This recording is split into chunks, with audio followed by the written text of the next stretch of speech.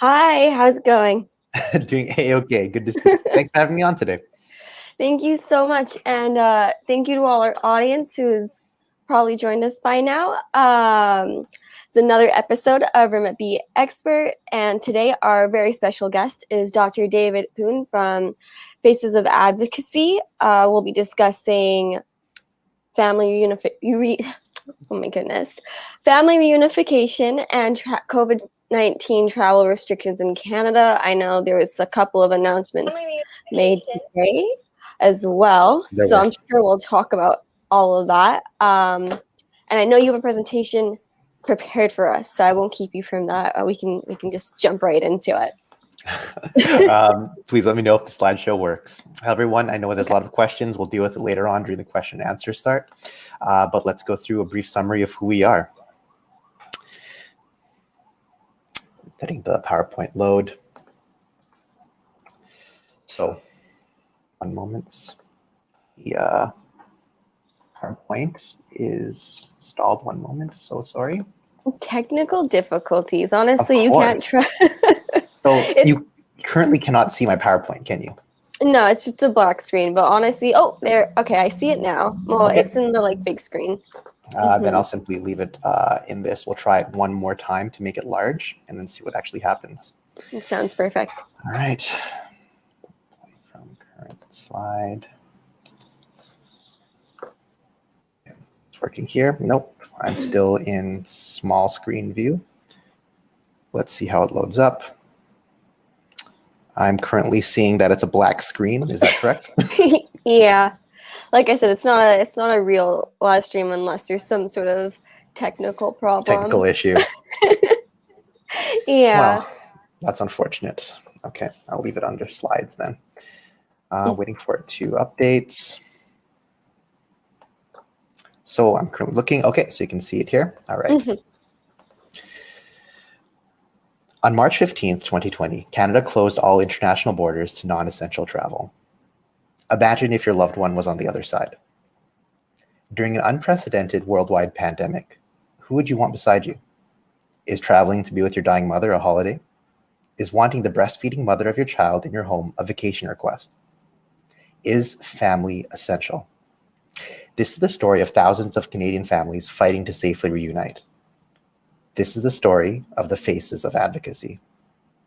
Love is not tourism. So today we'll go through reuniting responsibly, essentially what family reunification in Canada has looked like over the past 1 year and how we'll move forward. There are a number of different challenges and we have to be united as well as focused in order to win. So on March 15th, the travel restrictions did not allow anyone to enter Canada for non-essential reasons. So this included if you were married, if you were common law, if you were a child, you weren't allowed to come into Canada. This was done, and this is important, through orders in council, which is like an American executive order. So this meant that there was no laws that were changed. There were just additional rules that were put up. So what we ended up doing in the Faces of Advocacy is we created a policy proposal with family reunification quarantine plan. And what that was is a argument that there was a violation of the Charter of Rights and Freedoms, that there was discrimination based on family status. So what that meant was any Canadian or permanent resident, and essentially anyone who is in Canada, this becomes important later on because of temporary residence, their rights are being violated because they were not allowed to be with family. And then this was a discrimination based on a family status. Ultimately, the government of Canada did allow married couples to come together, dependent children to come into Canada. How long did that take? So that took 3 months. So if March 15th is when it first happened, June the 8th was when they allowed married partners, common law partners, and dependent children as well as parents. So dependent children are less than 22 years old. Common law is something very specific. It's particularly difficult for a long distance couple. That was 1 year of continuous living together, no breaks. So the discrimination based on family status meant that if you were an LGBTQ plus couple, if you could not marry for religious or financial reasons, you were not allowed to reunite with your family. In addition, siblings, adult children, and grandparents were excluded from this. So this became a major issue. So the Faces of Advocacy, we did a large social media movement. We did weekly letter writing campaigns. We had petitions. We fought as hard as we could. Ultimately, we grew to be 10,000 strong.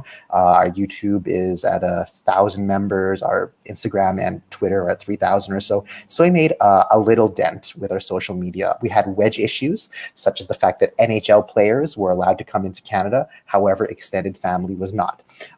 We also were egregiously missing compassionate exemptions. So our highest profile cases were one of Sarah Campbell, who is a young woman who was diagnosed with thyroid cancer. Her UK fiance could not come in. And the case of Donna McCall, a Canadian mother who died waiting for her American adult children to enter Canada. We did our best to get media presence. We were on CNN, the New York Times, our Canadian stations, and we attempted to get as much political clout as possible. So we had a press conference on Parliament Hill. We were on Power and Politics. We had a number of MPs speak for us. This grassroots mobilization was very important. But equally as important was our level of organization and steadiness. It was very easy to be upset at each other, to be sad, to fight each other, but we had to actually come together and press forward. So I want to bring attention to Reunification Thursdays. That's our weekly letter writing campaign, which currently is being organized by our Director of Operations. We did things like a virtual rally, which from my understanding was the first of its kind. We had all 5 political parties present. To do not a in-person protest, but a Zoom protest, because we also wanted to show how safe we were.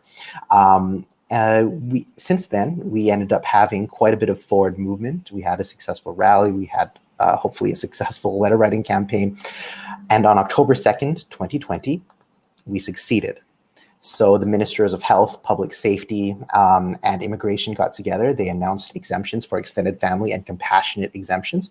And that ultimately brought us to what we have today. So this was a very significant success for us, but there were still some problems to be worked out.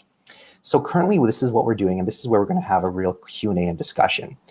Because we have multiple issues to deal with right now, including the hotel quarantine, temporary residence, spousal sponsorship, the rollout of the extended family and compassionate exemptions, whether or not there will be exemptions to the current hotel, all of these things are coming at us at once. And we no longer have the luxury of only one unified goal. However, we still have the necessity to remain organized.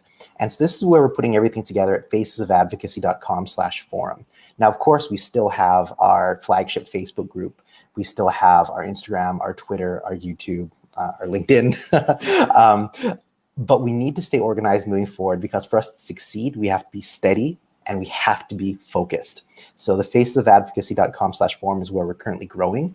But if you can only check one place, join us on the Facebook group. We'll always show our tentpole most important things.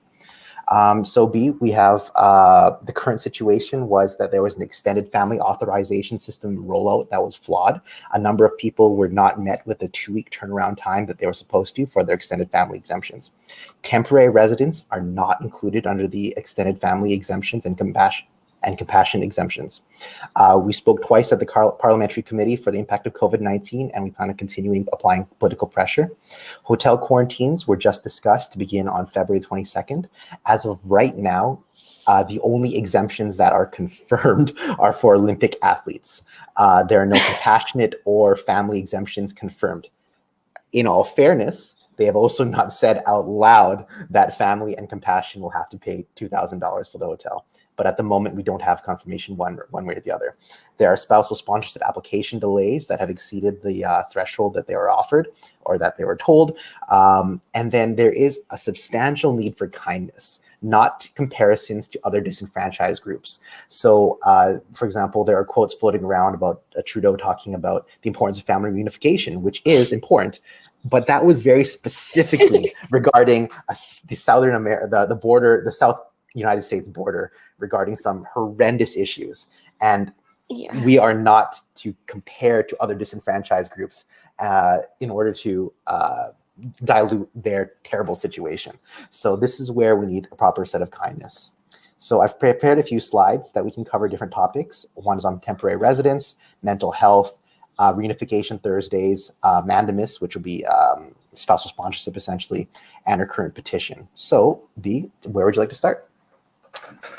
Oh, wow, that's quite the spread. I guess we could start with temporary residents, because I see a couple of comments already basically thanking you for bringing it up.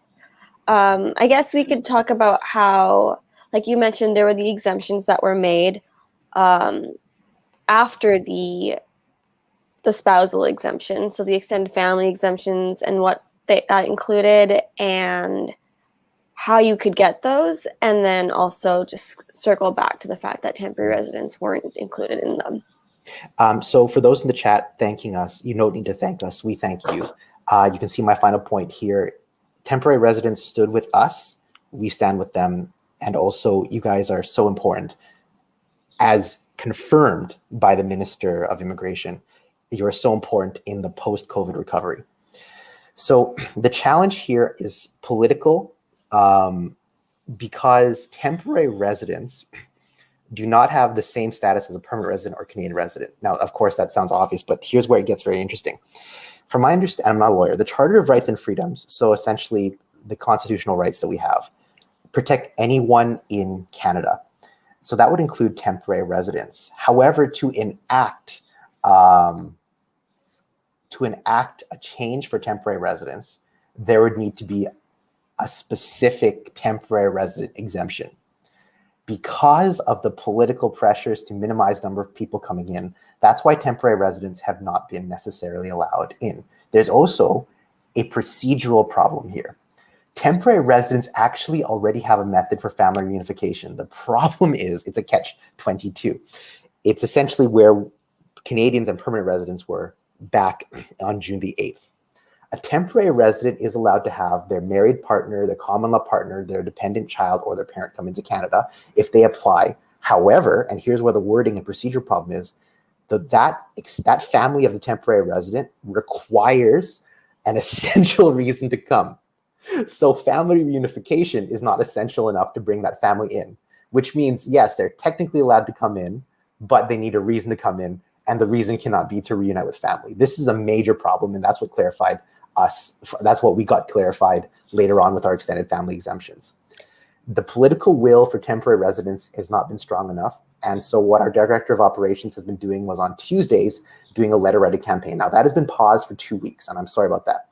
However, you'll see later on in our petition, as well as in my own private meetings with the government, temporary residents are brought up every single time.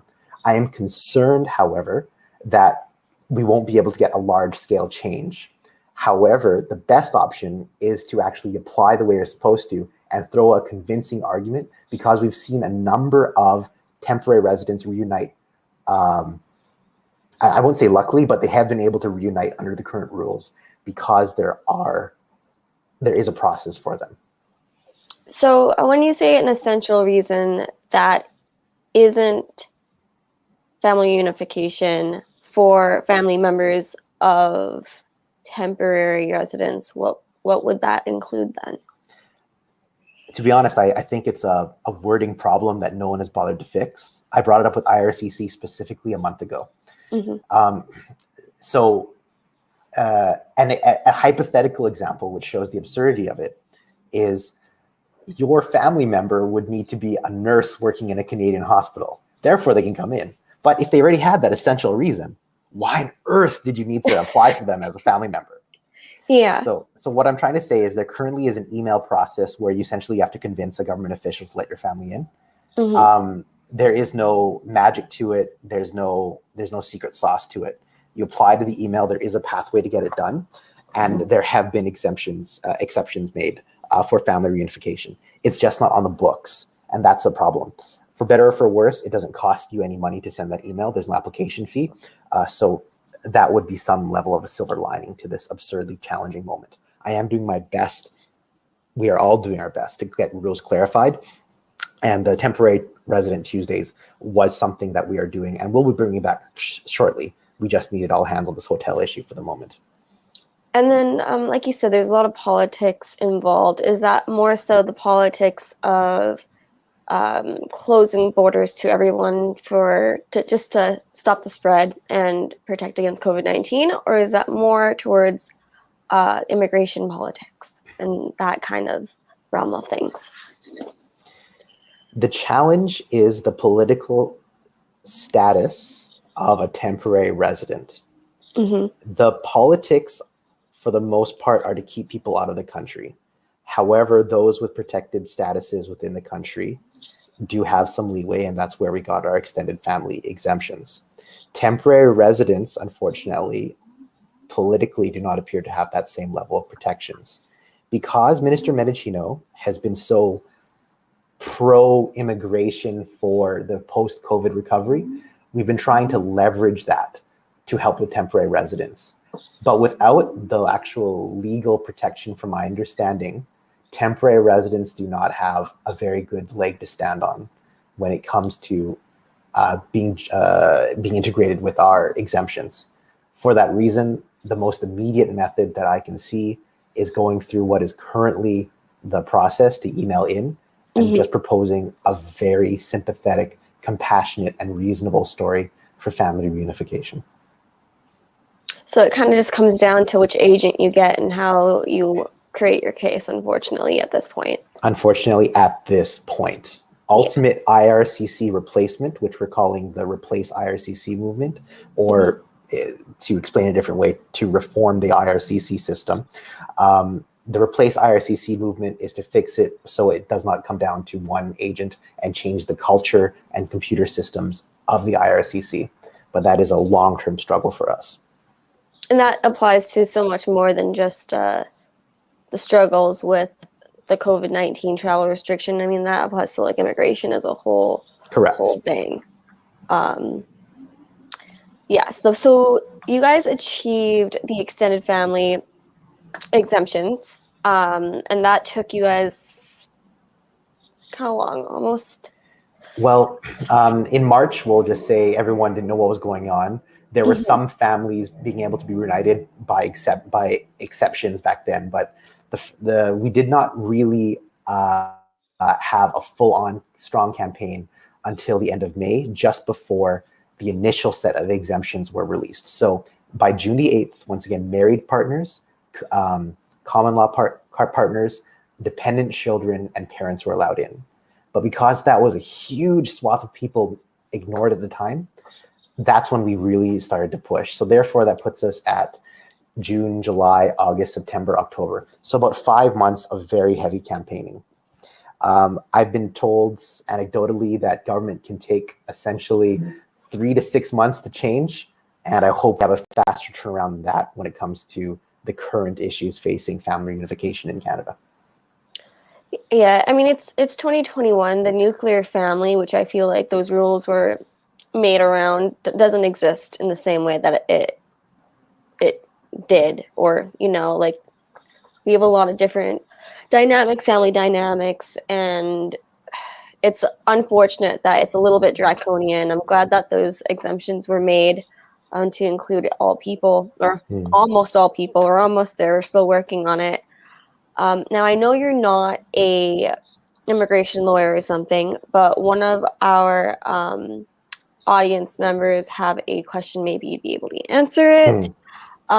They said that their mother is flying in on the 19th under a super visa. They're wondering if if that will bring any issues with the new exemptions or anything like that. Is their mother a temporary resident? Sorry, my apologies. Is that poster a Canadian, a permanent resident, or a temporary resident? The one who posted. They're a Canadian citizen.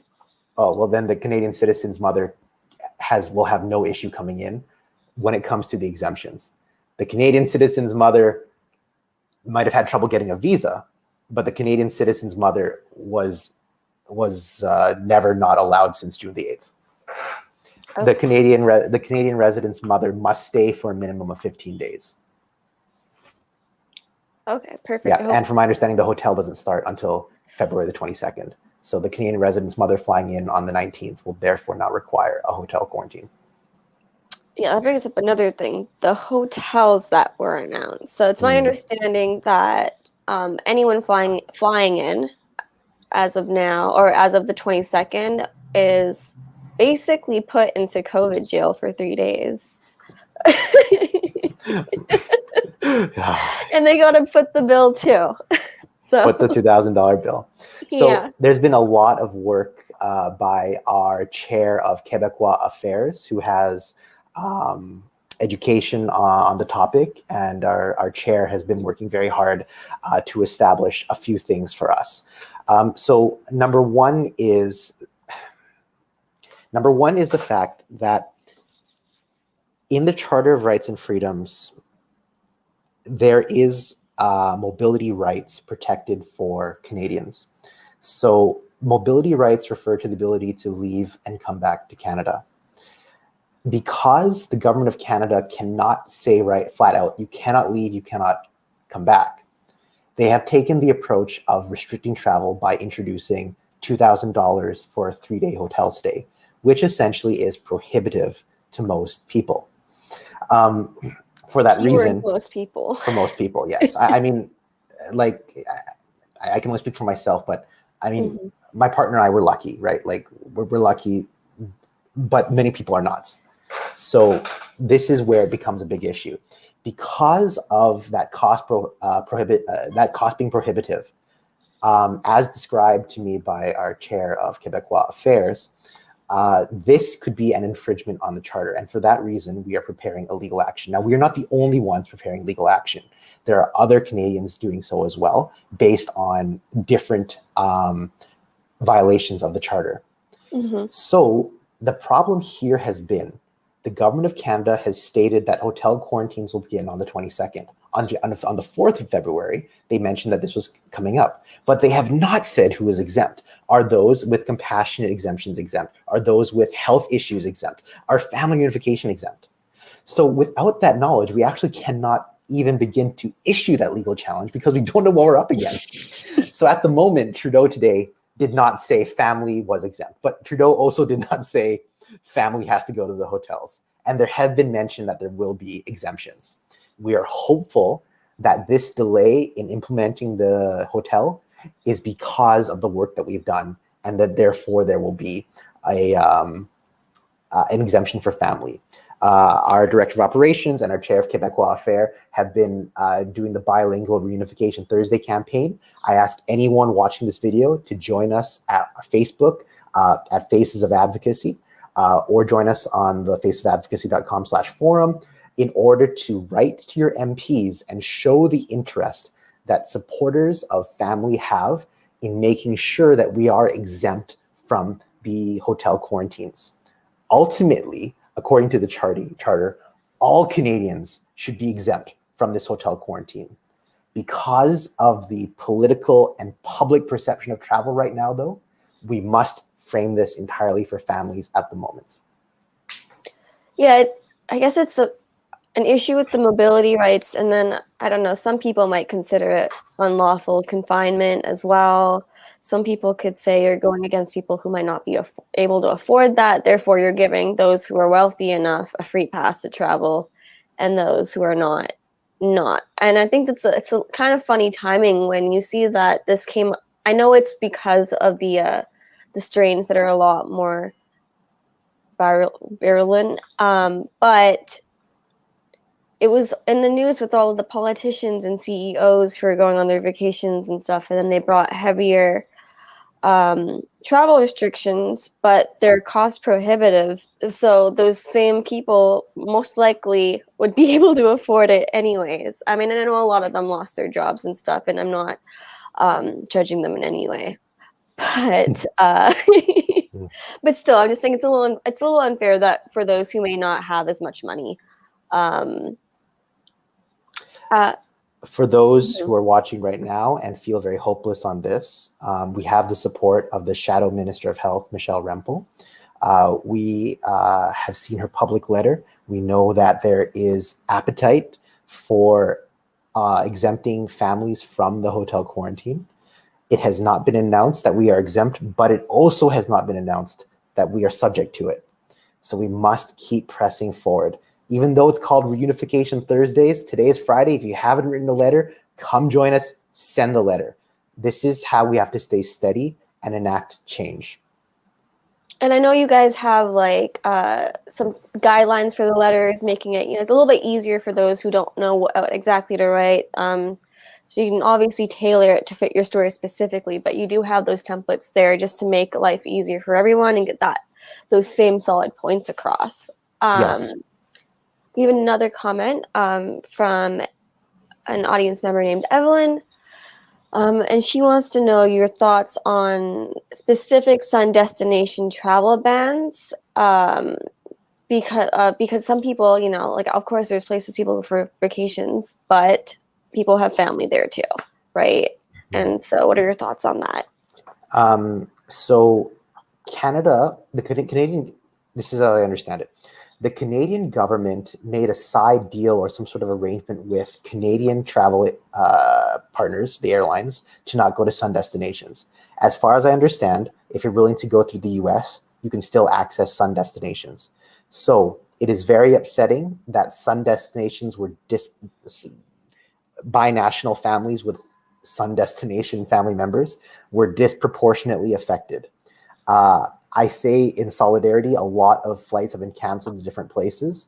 And while it is true sun destinations were affected, there are still flights going that direction. As far as we can tell, there's no specific, you cannot be with your sun destination family member in the works. All they did was a side deal to close down the flights. It is upsetting, it is frustrating for those with family there. Hopefully the American flights will still allow family reunification. And as far as I understand it, when you're in transit, you will not be subject to the American quarantine rules. So that means if you're transiting through LaGuardia or JFK, pardon me, you won't have to quarantine in the US for 14 days to make it to Canada. Okay. So you can reunite, you just might need to take a little bit of a detour through the States. And you might have to pay for the 2,000.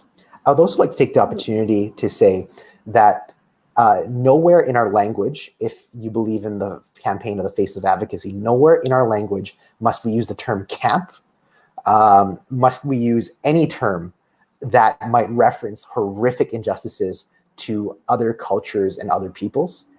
So don't use the term camp when describing these sites.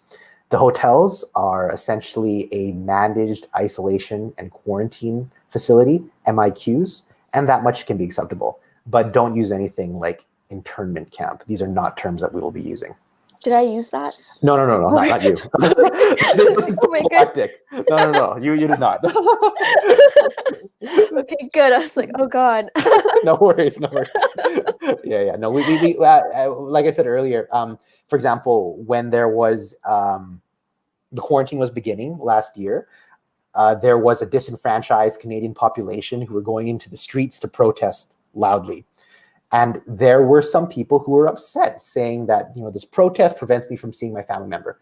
My strong suggestion to any members of the Faces of Advocacy is do not see the suffering of other people as antithetical to our cause.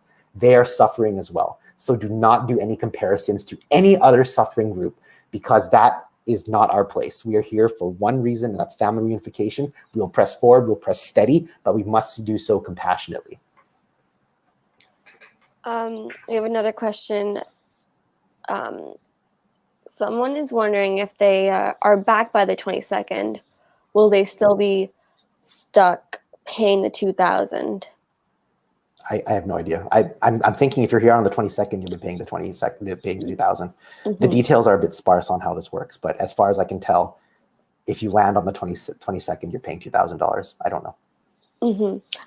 I think another important thing to mention is, though the quarantine hotels don't start till the 22nd, you are expected to have a specific type of COVID test, a negative COVID test, within 72 hours before you enter the country. And it's my understanding that if you don't have that test, you may be put into one of these facilities as well. So you just won't be stuck paying the fine.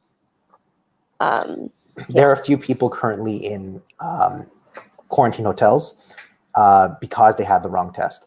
Mm-hmm. The Faces of Advocacy have taken a stance to not debate the science. So get your test, get your proper test, fly in. It's international at this point. A lot of people are needing tests before flying in. Test when you arrive too. Please follow those rules. If the testing site has made a mistake, the testing site should have not made a mistake. They should have put the doctor's name. They should put the exact time that you had it. The airline people, be kind to them. They're enforcing rules that they had no say in. You know, if the airline person says we can't let you fly in because of this, it's not their fault. Please be kind to each other at this point. It's stressful for everybody. No one wants to say that someone can't come into the country or get on an airplane. Do the quarantine hotel rules currently affect those coming in land borders? The quarantine hotel rules are not currently affecting those who are coming in from land borders. It is stated that they will eventually affect those coming in from land borders. Because the rules are not set out specifically, we don't know yet. Okay. Just looking through the questions in case I missed anybody.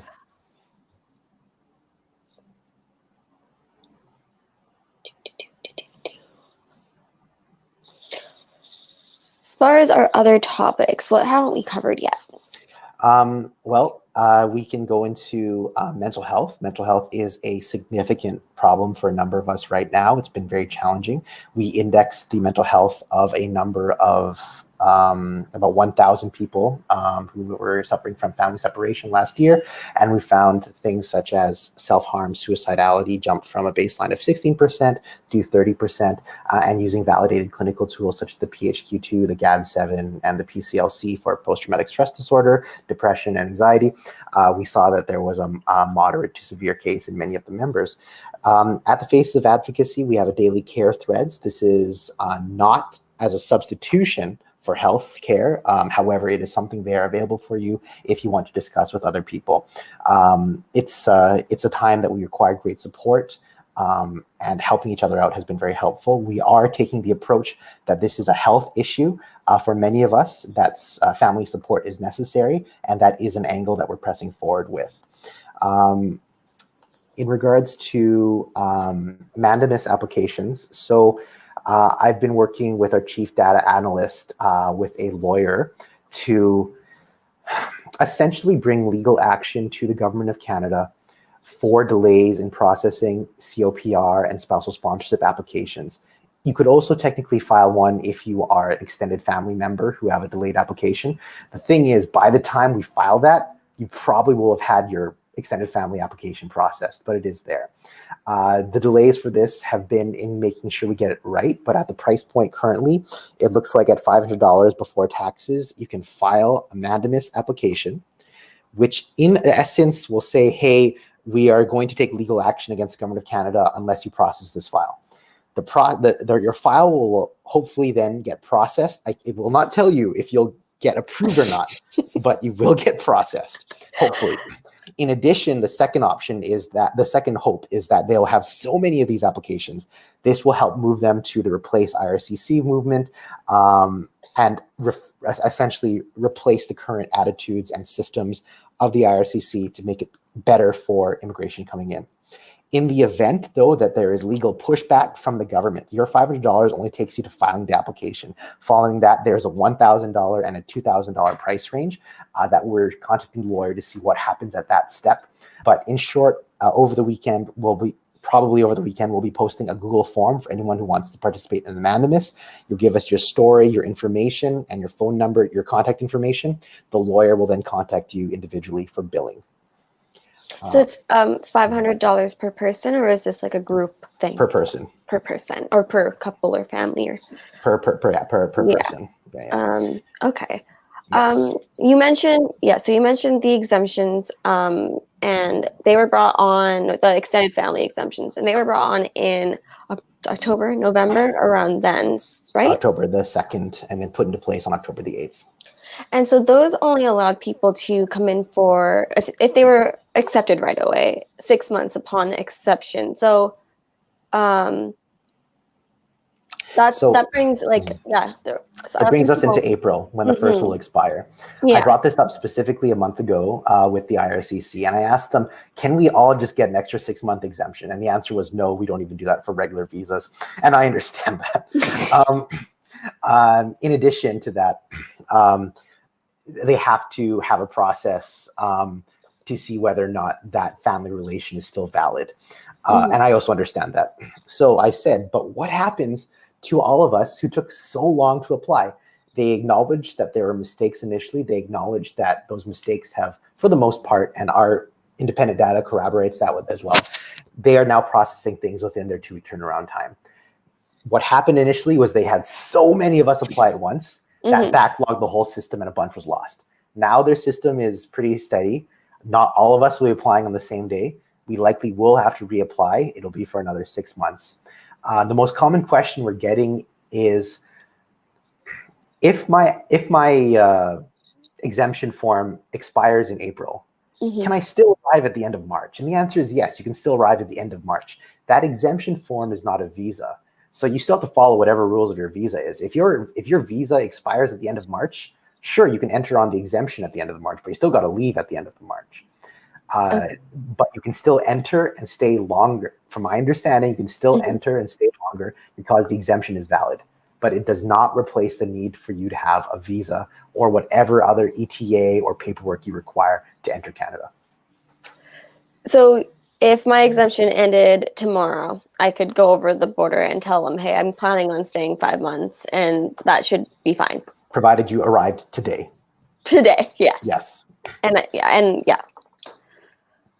the reapplication process would probably just be exactly like the original, other than the wait times, hopefully. Yes, and I do strongly believe that their wait times will be much shorter because our independent tracking showed a significant decrease in processing times, increase in efficiency at the later stages after the initial month of applications were dealt with. Are you only allowed to reapply once your exemption has expired, or can you say, hey, my exemption is expiring 2 months from now, can I extend my exemption? I don't know. I haven't asked. I'll go clear that up. That's a good question. Okay.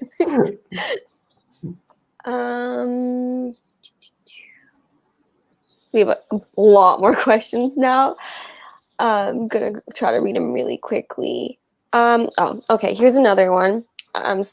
This is an American citizen who's planning on crossing through the land border, and they are wondering what will happen if they show up with the wrong test or no test at all. Don't do either of that, please. I beg of you. Now, no test at all. I strongly believe that there is no. I don't know how to say this delicately. There's no excuse to not having followed the rules. You need a test to try to approach the border. However, if you get the wrong test, which is unfortunate because it's very confusing, I understand that. If you have the wrong test, what has been happening is people get sent to managed isolation and quarantine sites. That's what happens with the wrong test. It's very difficult. I do sympathize. It's challenging to find the proper testing. But I beg of you to please do your best to find the right test, and definitely do not approach the border without having read the rules. The current narrative for family reunification has changed over the past year. A year ago, the public thought, oh, these guys just want to go partying in Sault Ste. Marie, they're going to go wild, like they're going to have all these fake boyfriends from America. And that's changed. Now people know family is essential. We got that through earning their trust and by being responsible. If we suddenly have a number of people approaching the border without the correct tests or finding some loophole or something, we are going to lose the goodwill that we worked a year to build. So forgive me if I misunderstand the question, but do not approach the border without having read the rules. Follow the rules when you approach the border. I understand you disagree with the rules. I understand the rules are affecting us very badly. Our goal is to have the rules changed to make it easier to reunify families. But in the meantime, do not break quarantine, get your proper testing done, and do not leave within 15 days of arrival if you are a foreign national entering Canada. It's solid advice. We want follow the rules. We're working to make the rules make sense. But We can't, like, yeah, don't do that. Okay, so this is more of a comment, but I think it might be interesting for those watching to hear about. It's from Bobby Meal, and he says that he watched an interview from Blair today about the land borders in the press conference, and he said he clearly stated the infrastructure was not there for hotel quarantine at land borders and won't be there again. If this, you should probably use like look for this interview yourself because I'm just reading a comment. But that's some positive news for those who are concerned about that. Bobby, that's a very good point. I would just like to bring up the fact that last fall, the Minister of Health said, no such thing as quarantine hotels. And here we are.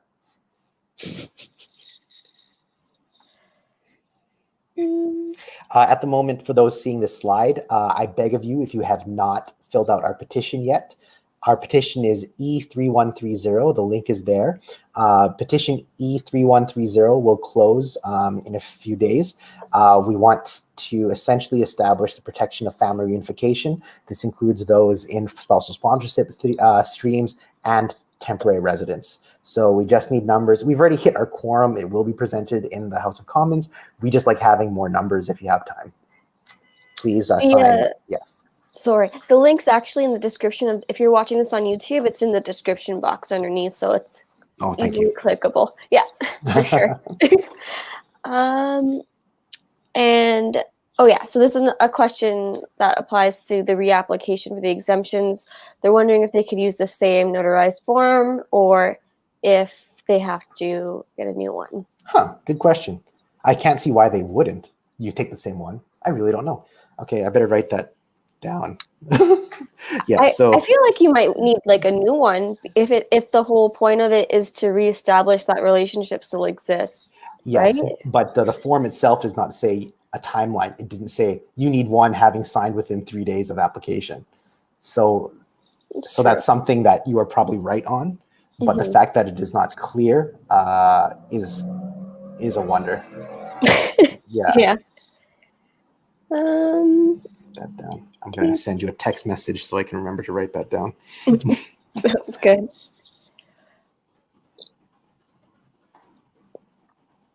Okay. If you guys have any additional questions, just throw them into the comments. I'm going through them right now. I think I've covered all of them. So if I haven't, please let me know. Okay. What was the other thing that we need to follow up IRCC with? So one was, will we need a new notarized form? And then there was something a few minutes ago that we needed to follow up on as well. The timeline of when you can reapply. Timeline for reapplying. Okay. Yeah. Thank you. Thank you. I'll take this moment to say I'm so grateful to the team that has brought us here. We have a wonderful team. As you can tell from this moment, I literally forgot something that was mentioned 5 minutes ago. The only way we hit this success last year was from this fantastic team. And we should all be so grateful to them.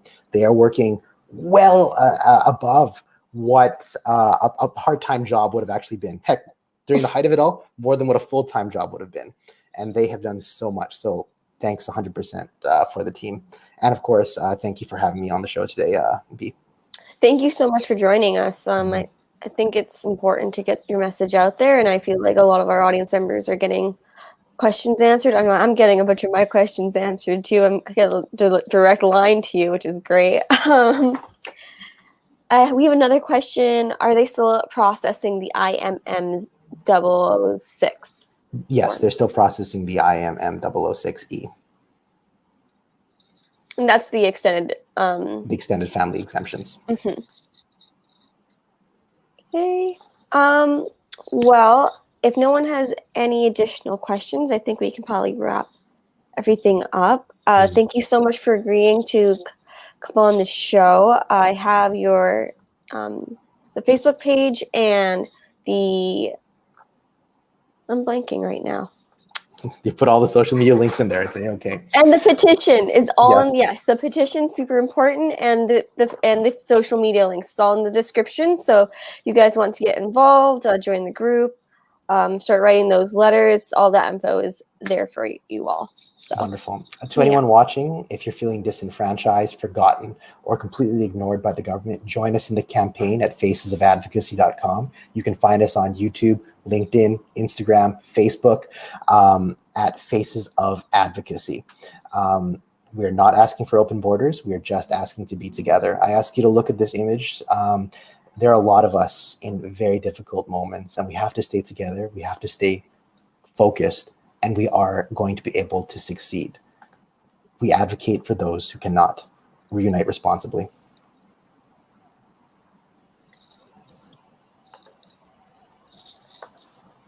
All right. Well, thank you again. I guess we'll end the live stream now.